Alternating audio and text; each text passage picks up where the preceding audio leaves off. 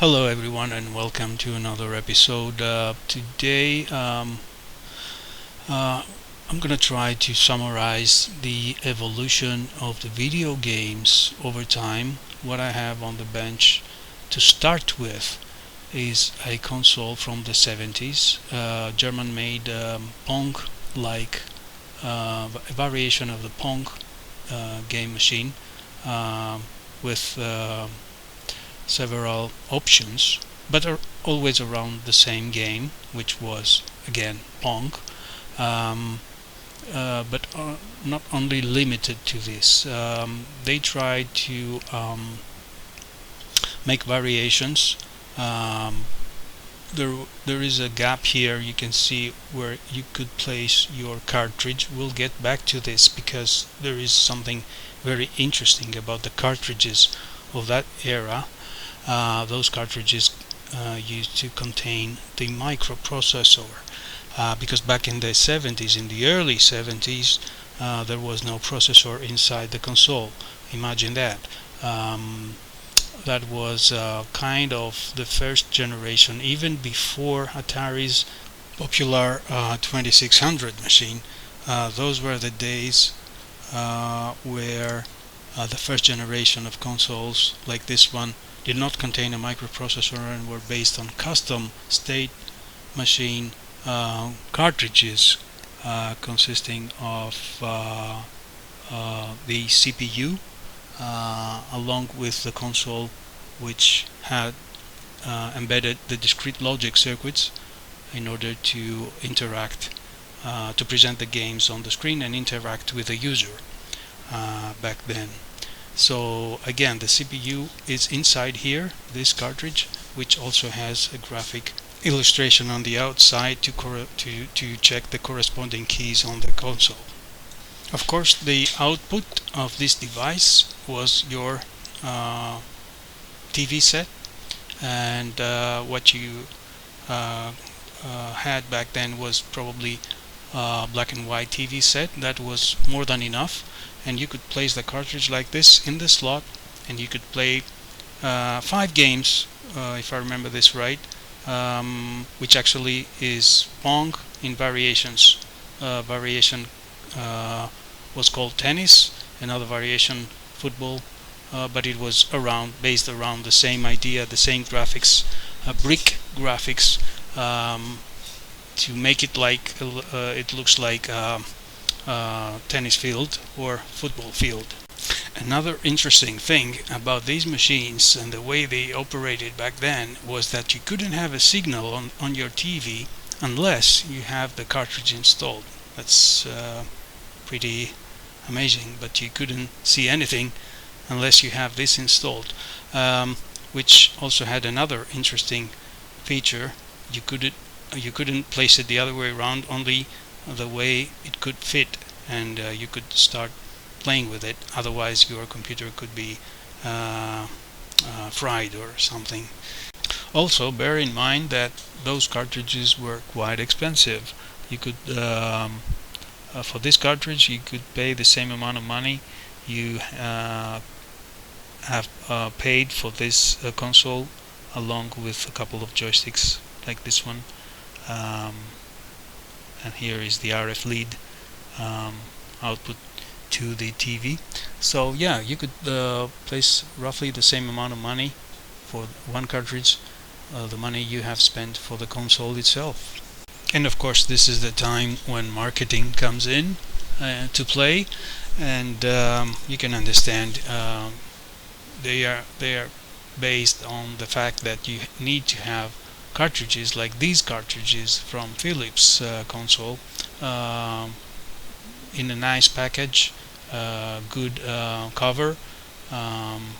So yeah, marketing comes into play. We'll get back to this, the pros and cons of using cartridges back in the day to play your games instead of discs and whatever DVDs we have today. As for Philips, we can say a few words about Philips machines, starting by the fact that back in 1972, actually Magnavox, it was the brand name released the world's first home video game console, which was no other than the famous Magnavox Odyssey. And then it was Philips back in 1974, following the same pattern, actually under license from Magnavox, released a series of game consoles from 1975 to 1977, based on cartridges again. You can see here this one in particular, copyright 1980, that was numbered. This is 11 and 4 numbered cartridges back then, containing a couple of games each. Again, copyright Philips 1980. That was the pattern, that was the way you could play. You can see the arrow, how to insert the cartridge into your console and start playing with it. And it was only then, 1977, when Atari released the famous VCS, or Video Computer System 2600, which was a huge hit. Previously, in late 1975, Atari have already released the home version of the popular arcade game Pong. The interesting thing about the VCS is that actually has a CPU inside the console, which was MOS technology 6507, a version of the well-known 6502. So what we have now is a console with a CPU to handle graphics, much better graphics, and again the same pattern. You have to buy cartridges like this one. The ROM containing the game, always available, always expensive, but with better graphics and a processor placed inside the console, much better interaction, much better gameplay, if you will, and again the same pattern to be followed until, as you have seen, along with the competitors like Philips, until the 80s at the least. So it was cartridges again you had to buy. Here we have another one, some international edition of the Star Master, and Battlezone, one of my favorites. Cartridges again for the Atari, made by Activision, a very successful company back in the day.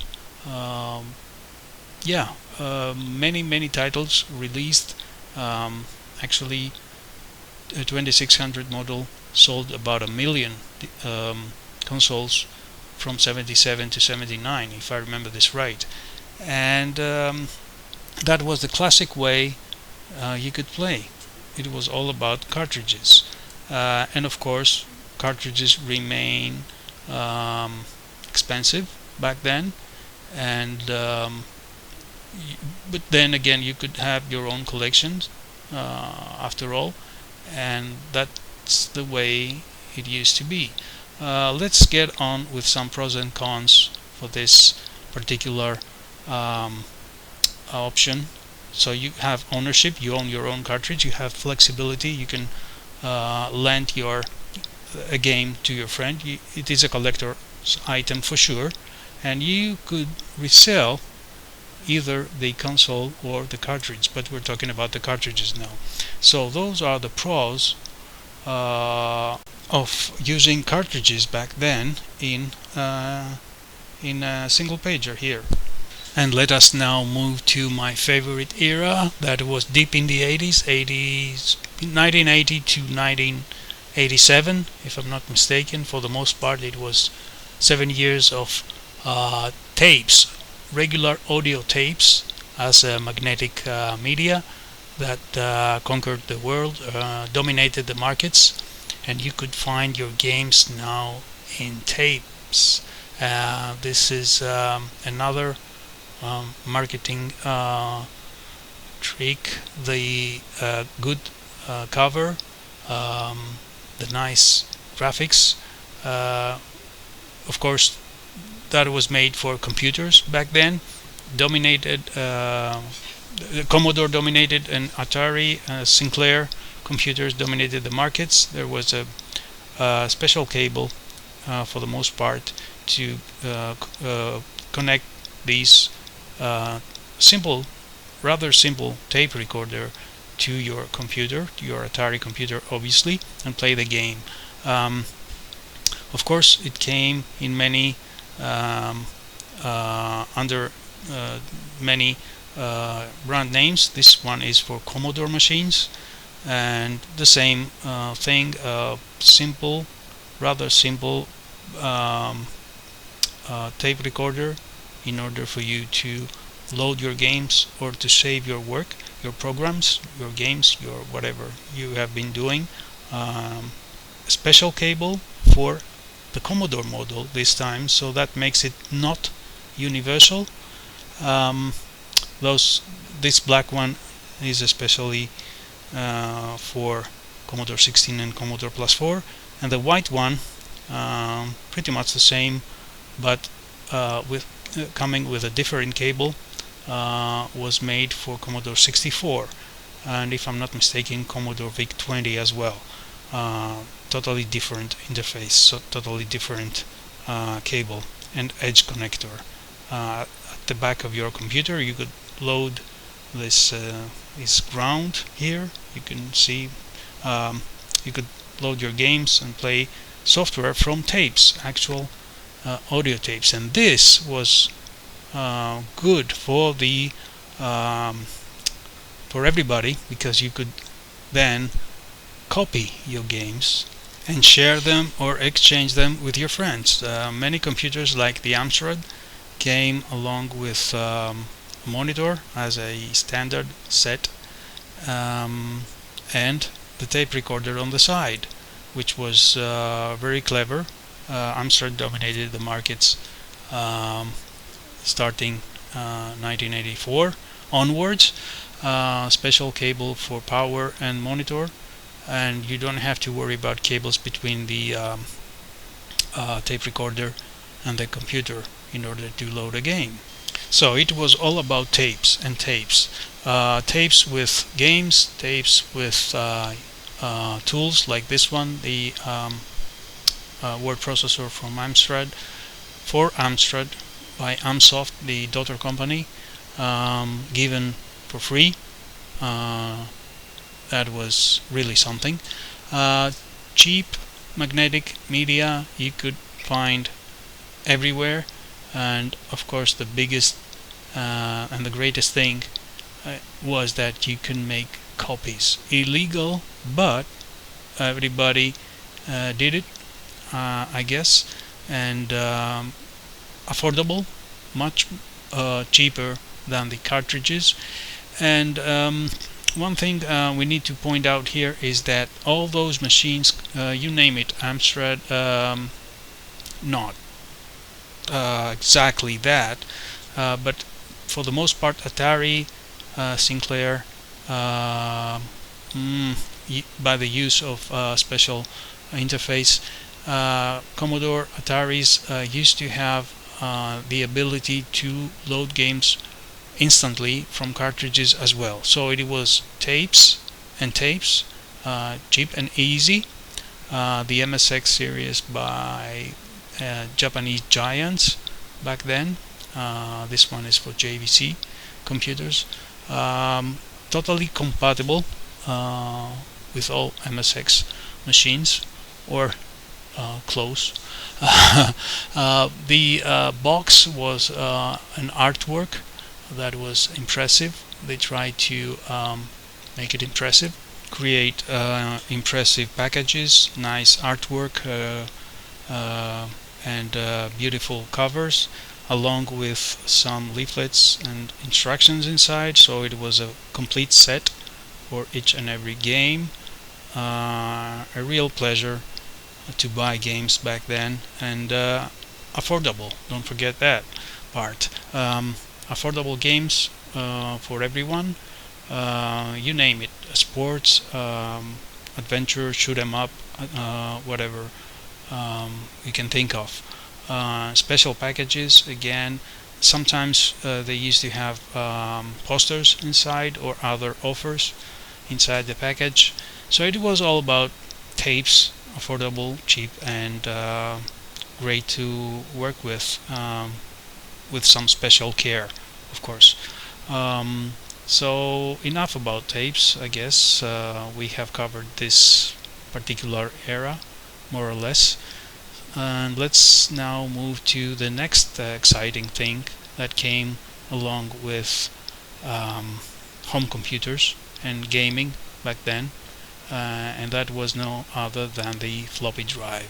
And after the mid 80s, the floppy drive came into reasonable prices and adopted by home computers like this Amstrad 6128, as you can see here. Previously it was something that was made only for expensive computers and professional users, expensive systems around the world, but then it came to be standard for every home computer almost, especially after 1987, like the Commodore Amiga, but everything probably has started with 6128, like this one here.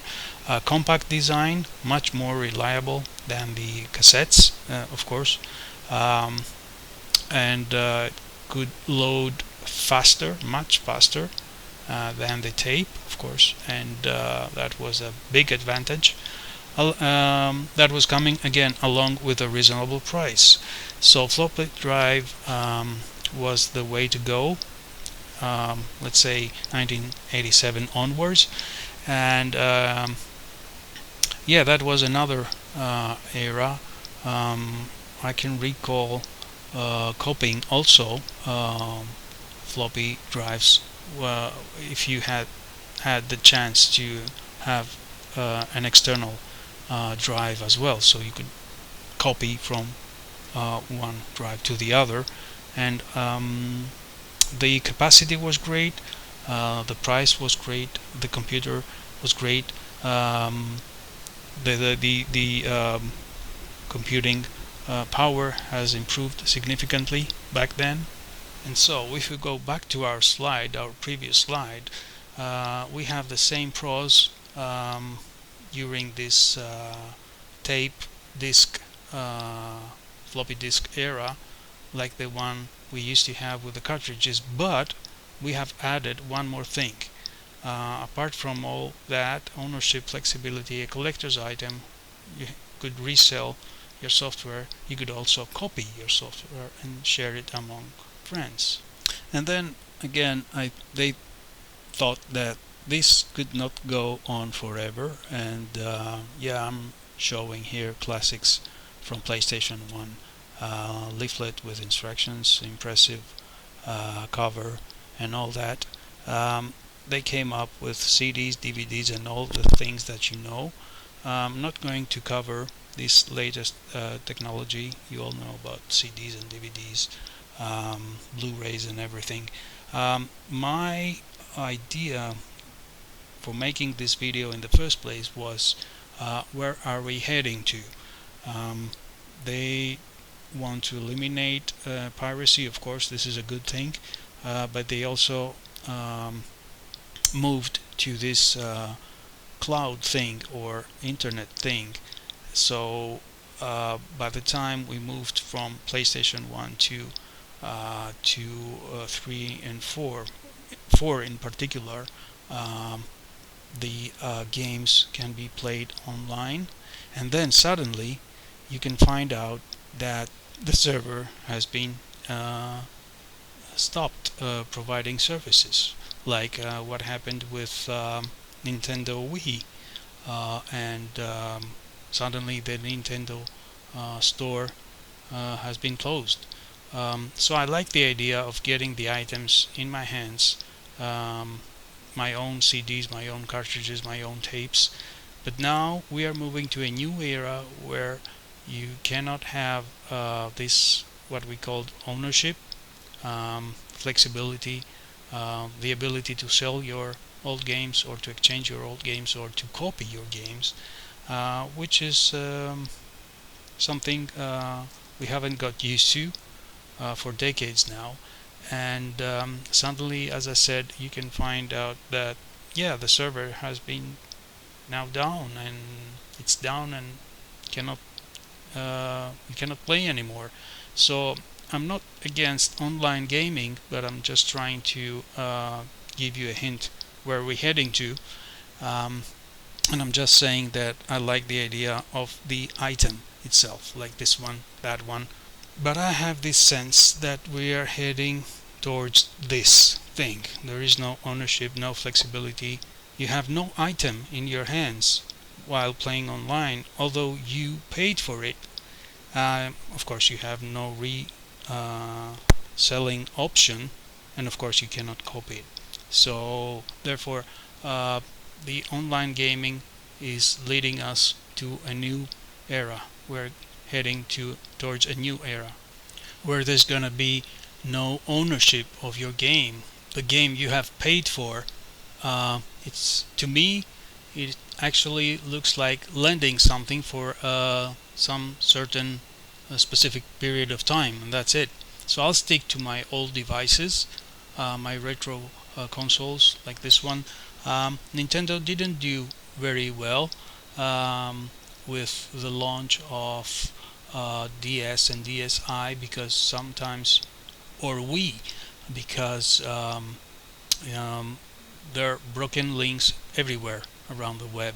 You cannot get into the store, you cannot follow the link to Nintendo store, and especially for Wii and DS. I remember that it was you wake up in the morning someday and you find out that there is no link to support you anymore, which is a weird thing and a weird feeling. So the same goes for PlayStation 4 and forthcoming PlayStation 5, I believe. There is no ownership anymore. I'll stick to my own games. I want to take my cartridges, my games, my CDs or DVDs, and move along during my vacation time in my beach house or my country house. I want to have my games handheld or whatever console with me, and I have tangible products like this little cartridge here, and I want to play while laying back on the beach or something. Not something that I have to look for a Wi-Fi signal and a broken link that cannot support me anymore, if you know what I mean. So, and I'm pretty sure you know what I mean. So yeah, please share your comments, your thoughts, your ideas down here below in the comment section about this way of thinking, if you agree or you have some second thoughts. But I like tangible, as I said, items I can buy and it's mine. I can hand it over to a friend. I can borrow some cartridges over the weekend from a friend, and so on and so forth. Again, nothing wrong with the new idea of online gaming, but it's not tangible. It's not something that you can pay for and store it and have it at home. It's something that it's subject to change every time they change servers, right? Or something like this might happen. Again, thanks for watching. I'll be calling this a wrap in a while.